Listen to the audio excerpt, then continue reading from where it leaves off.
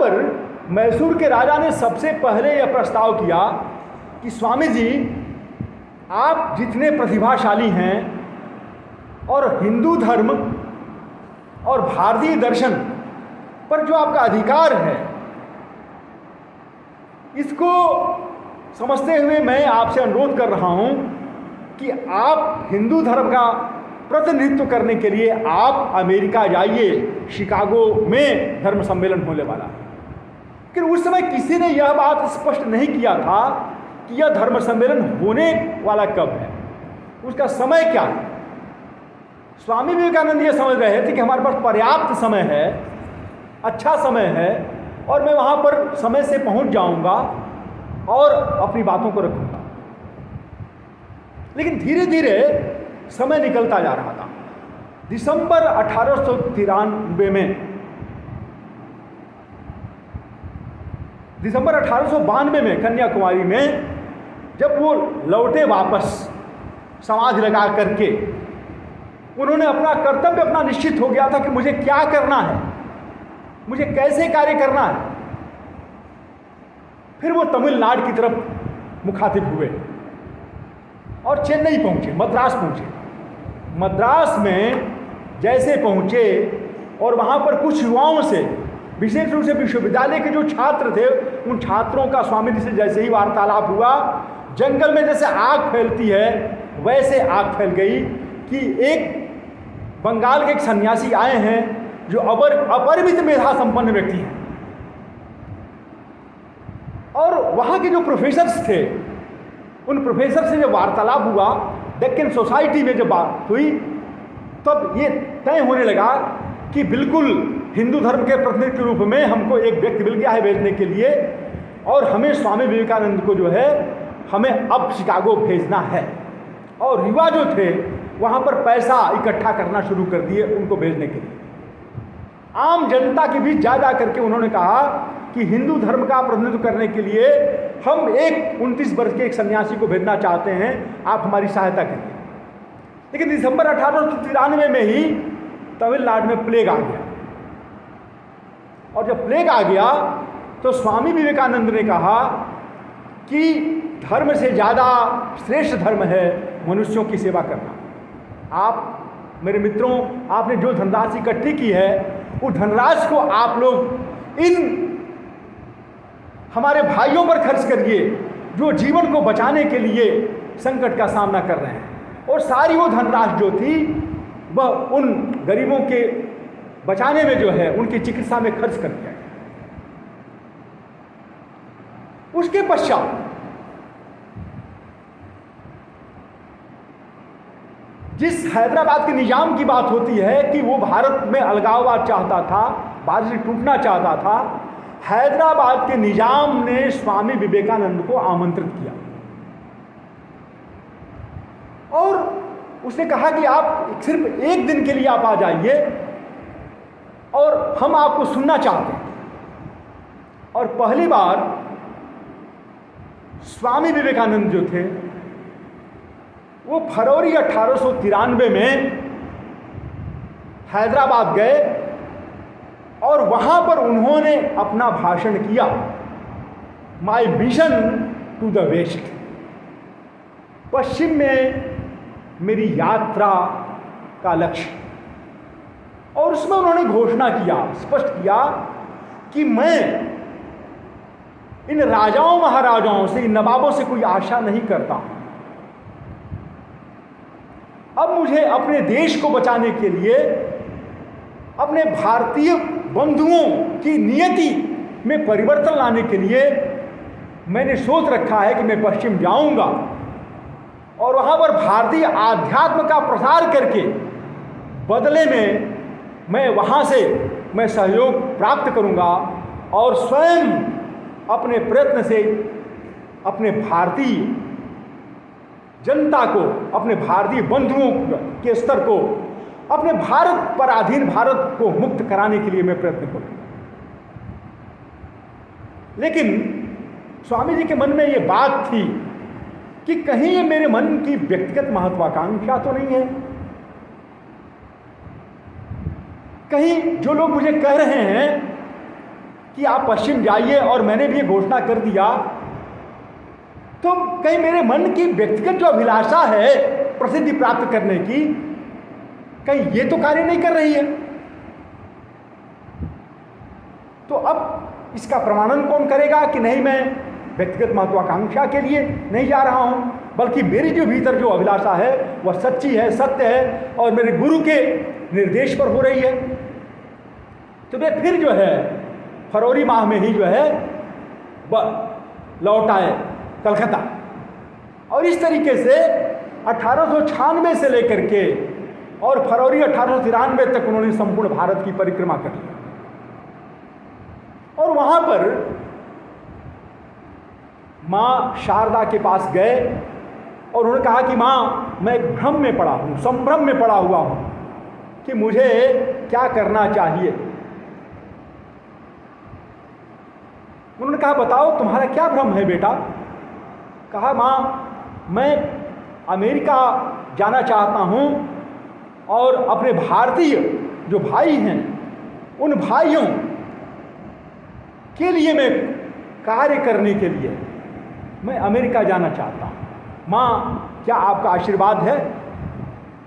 माता ने मौखिक रूप से कोई उत्तर नहीं दिया। उन्होंने कहा, नरेंद्र, जरा से एक काम तो करना बेटा, वो जो चाकू रखा है जरा से उस चाकू को उठा करके मुझे दे देना। नरेंद्रनाथ ने चाकू उठाया। ये बहुत बेहद भावुक करने वाली बात है। जब मैं ये बोलता हूं तो मैं बहुत आंदोलित होता हूं कि क्या घटना हो रही है। और जब चाकू उठाया नन्ना दत्त ने, तो नरेंद्रनाथ दत्त ने मूठ मां को पकड़ाया और जो उसका जो धार था वो अपनी तरफ रखा। धार को पकड़े हुए मूठ मां के हाथों में पकड़ाया। मां ने मूठ जैसे पकड़ा, उन्होंने अपना दाहिना हाथ उनके सिर पर रख दिया। कहा, बेटा, तुम पश्चिम जाओ और तुम सफल रहो। कि ऐसा व्यक्ति जो सारे खतरे अपने ऊपर उठाने को तैयार हो और सारी सुरक्षा दूसरे को देता हो, वह दुनिया में कभी भी असफल नहीं हो सकता। इसलिए मेरा आशीर्वाद है, तुम जाओ और तुम सफल हो। नन्ना दत्त को यह आशीर्वाद मिल चुका था। इसी बीच में खेतड़ी के महाराजा ने संदेश भेजा कि गुरुदेव, आपके आशीर्वाद से मुझे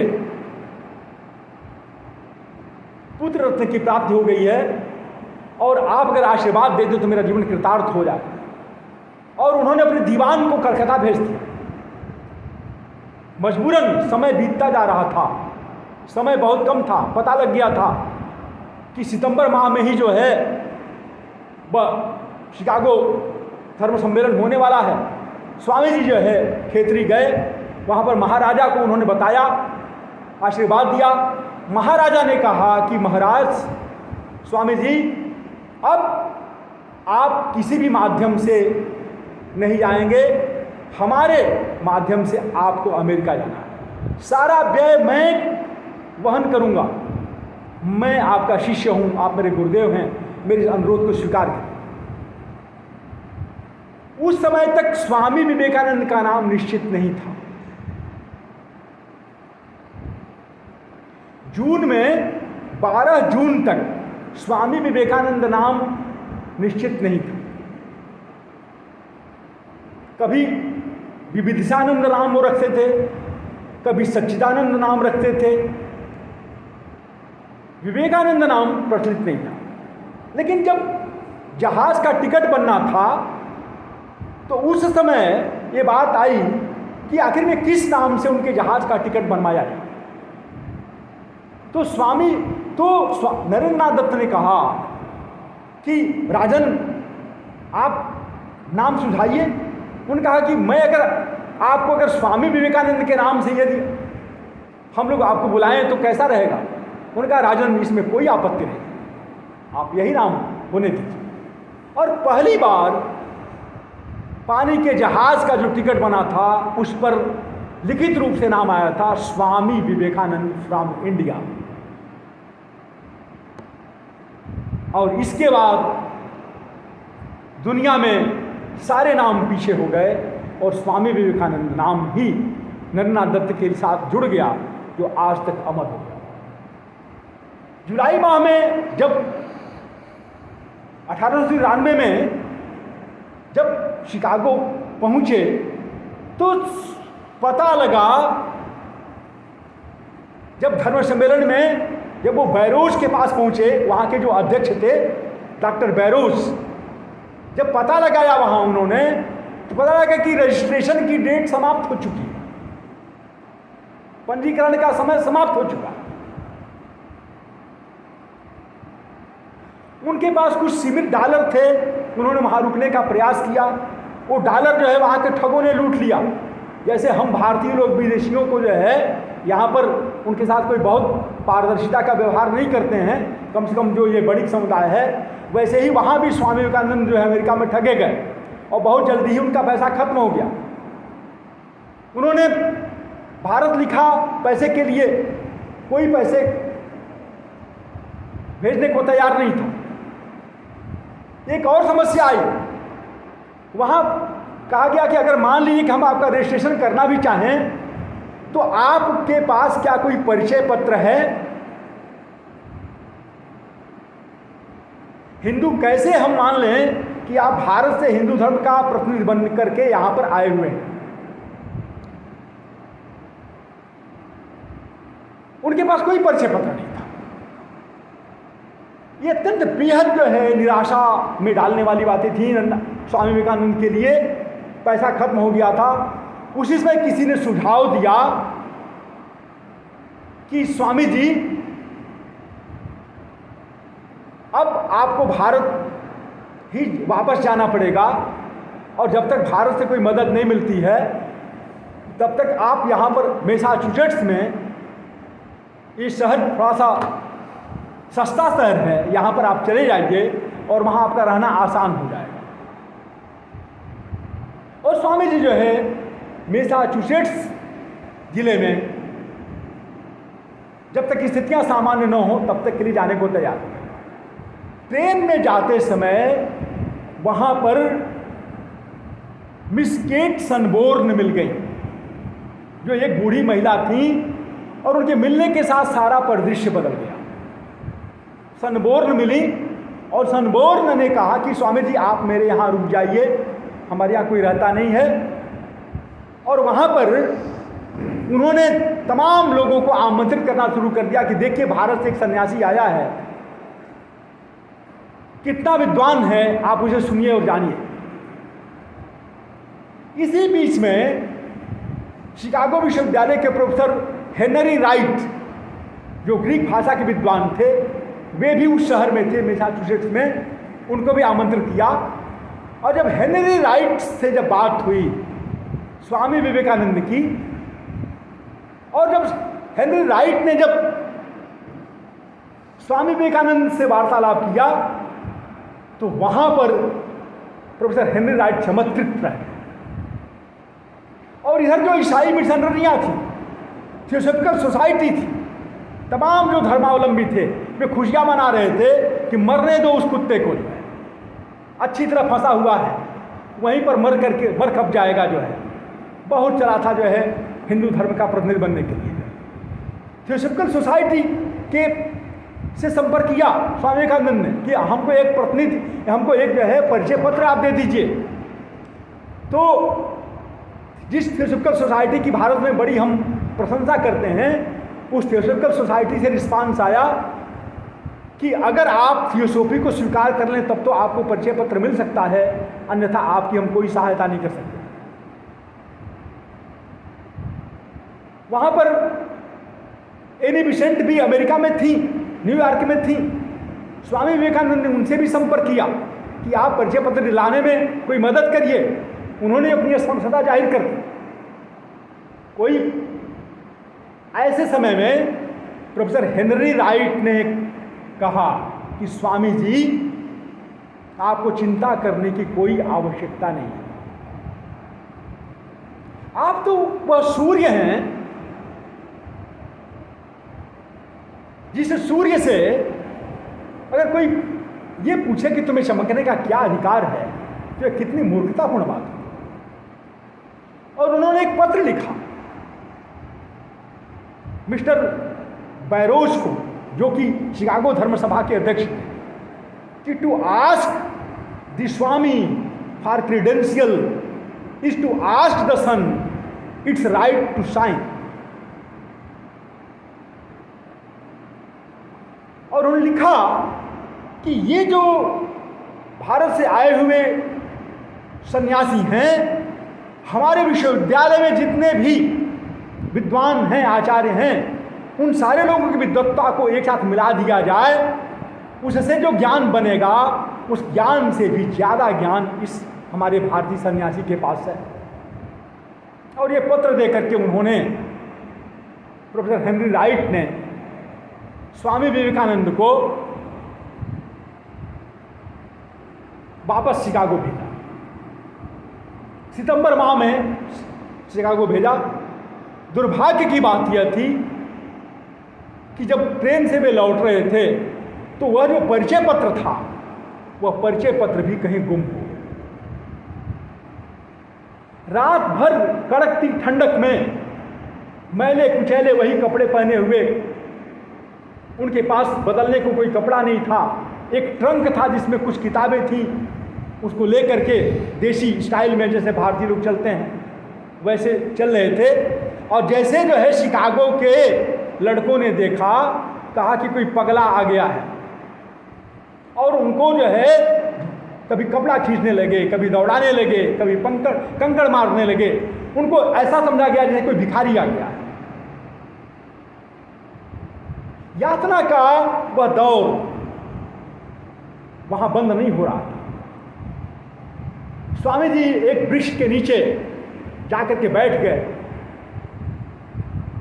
रात भर से कई दिनों से खाए नहीं थे, वो बेहोश हो गए। उस बेहोशी की हालत में उन्होंने देखा कि ठाकुर उनके गुरुदेव उनके सामने खड़े हैं। और जैसे उन्होंने देखा, तत्काल उनके अंदर स्फूर्ति आई। उन्होंने समझ लिया कि मैं युद्ध हारा नहीं हूं, मेरी योजना विफल नहीं हुई है, मेरे इस प्रयत्न के पीछे तो भगवान की इच्छा कार्य कर रही है, मेरे गुरुदेव की इच्छा कार्य कर रही है। वे शांत बैठ गए। और जैसे ही बैठे वैसे ही सामने से आवाज़ आई कि hello, are you from India to participate in the conference of religions in Chicago. वो बोल रही थी मिस डब्ल्यू जॉर्ज हेल, जो कि उस शिकागो की बहुत ही प्रभावशाली महिला थी। तत्काल नीचे आई, वो स्वामी जी को ऊपर ले गई, और ऊपर ले जाने के पश्चात उन्होंने कहा कि अब आपको चिंता करने की कोई आवश्यकता नहीं है। व्यक्तिगत रूप से सारे वो मेरे मित्र हैं और आपका प्रतिनिधि बनना तय है। नहाया धोया, कपड़ा बदला, खाना खिलाया, और आफ्टरनून में वह जब रजिस्ट्रेशन कराने के लिए ले गई, उस दिन ये पक्का हो गया कि अब स्वामी विवेकानंद हिंदू धर्म के प्रतिनिधि के रूप में शिकागो में अपना वक्तव्य देंगे। तो जब 11 सितंबर 1893 को, जब अपराह्न का यही समय था जब ये बात हो रही है, सुबह से धर्मसभा शुरू हुई। जो कैथोलिक चर्च के जो कार्डिनल थे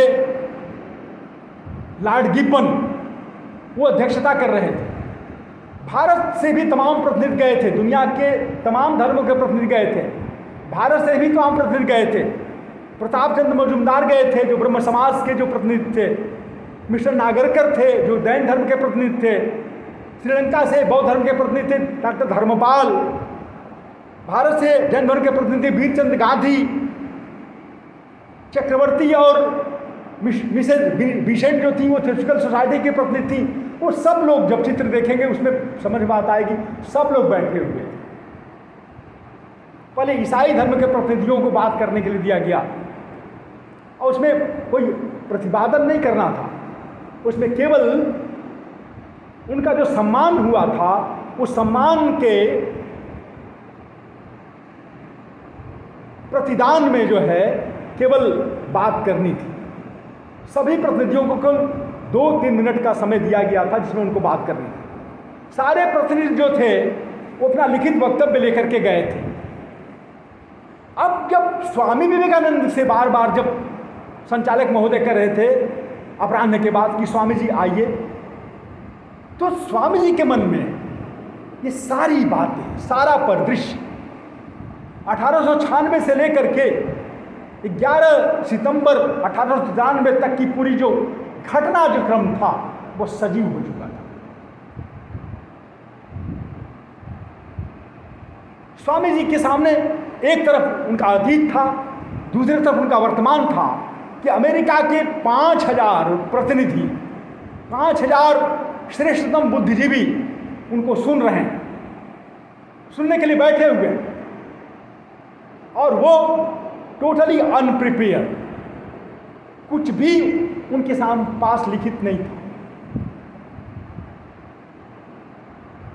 ये सारा का सारा जो तनाव था वो स्वामी जी के मानस में एक साथ क्रियाशील हो रहा था, और वो बराबर इस तनाव को बचने के लिए बराबर जो है कह रहे थे संचालकों की थोड़ी देर बाद, फिर थोड़ी देर बाद, और जब केवल अंतिम वक्ता ये रह गए, सारे वक्ताओं ने अपनी बात कह दी, तो खींच करके संचालक ने कहा कि स्वामी जी अब तो बोलेंगे। और ये वाक्य जैसे कहा, स्वामी जी का जो ताम्र मुखमंडल था वो बिल्कुल सूर्य के तनाव में जो क्रिया हुई और जो ऊर्जा का जो विस्फोट हुआ, पूरा चेहरा जो है प्रभामंडल जो था रक्ताभ हो गया, एकदम लाल, सुर्ख लाल, कान लाल, और खड़े हुए। और वहां ऊर्जा का विस्फोट हुआ था। वहां पर जो पाताल गंगा थी वह सारे प्रस्तरों को, चट्टानों को तोड़ करके बाहर निकली, और उन्होंने केवल 2 शब्द बोला था, sisters and brothers of America. अभी पूरा हो भी नहीं पाया था कि ऐसा लगा जैसे कि इन 2 शब्दों को सुनने के लिए उस कोलंबस हाल में जो है जिसमें 5000 लोग बैठे थे, जैसे सिर्फ इन 2 शब्दों का ही इंतजार कर रहे हैं। और 7 मिनट तक लगातार तालियां बजती रही। उनको देखने के लिए लोग इतने मतवाले हो गए, पागल हो गए कि वे सुसभ्य लोग, वे जेंटिलमैन, वे जेंट्री अपना होशो हवास खो बैठी, अनियंत्रित हो गई, और डेस्क पर खड़ा होकर के उनको सम्मान देकर के तालियां बजाने लगे। इन 2 शब्दों में क्या था? ऐसा कौन सी शक्ति थी इन 2 शब्दों? ये जो 2 शब्द थे, इसमें भारत बोल रहा था। पहली बार अमेरिकी मनुष्य के कान में गया ये शब्द गया, जिसमें उनको बहनों और भाइयों के नाम से किसी दूर देश के व्यक्ति ने संबोधित किया था। उसके पहले तक किसी भी व्यक्ति ने उनको यह संबोधित ही नहीं किया था कि यह रिश्ता भी मनुष्यों का मनुष्यों से हो सकता है। यही रिश्ता है जो सार्वभौमिक रिश्ता है, जो इटर्नल रिलेशन है। और जो सारे संबंध हैं वे सारे संबंध कृत्रिम। इसलिए जो विशेष रूप से जब वहां के लोगों ने सुना कि मुझे पहली बार मुझे भ्रातृत्व का संबोधन मिला है। पहली बार अमेरिका की महिलाओं को, स्त्रियों को, जिनको केवल जो है, जिनके सौंदर्य का पान करने के लिए केवल अमेरिकी जो जगत था, जो पश्चिमी जगत था, केवल चमड़ी का आस्वादन लेने के लिए जिनके साथ केवल लेडीज बोलता था, उनको पहली बार लगा कि कोई सच्चा मनुष्य आया है जो उनको बहनों के नाम से, सिस्टर्स के नाम से अपने पवित्र मुख से संबोधित कर रहा है। वो जो पवित्रता थी, वो जो सच्चा भाव था, उनको हृदय में स्पंदित हुआ और वे खड़ा होकर के तालियां बजाए। तो भारत पहली बार अपना परिचय दे रहा था कि केवल शब्दों से कार्य होने वाला नहीं है। अगर आत्मा में सच्चाई है, अगर आध्यात्मिक शक्ति है, तो वह कितने भी अल्प शब्द हों, वह क्रियाशील होगा और अपने प्रभाव को वो छोड़ेगा। उसके बाद आगे उन्होंने क्या कहा? आगे का जो शब्द है और भी महत्वपूर्ण है। केवल 3 मिनट का यह वक्तव्य पूरे भारत का परिचय दे रहा था। उन्होंने कहा, I thank you in the name of the most ancient order of the monks of the world. I thank you in the name of the mother of religion. And I thank you in the name of the millions and millions of Hindu masses of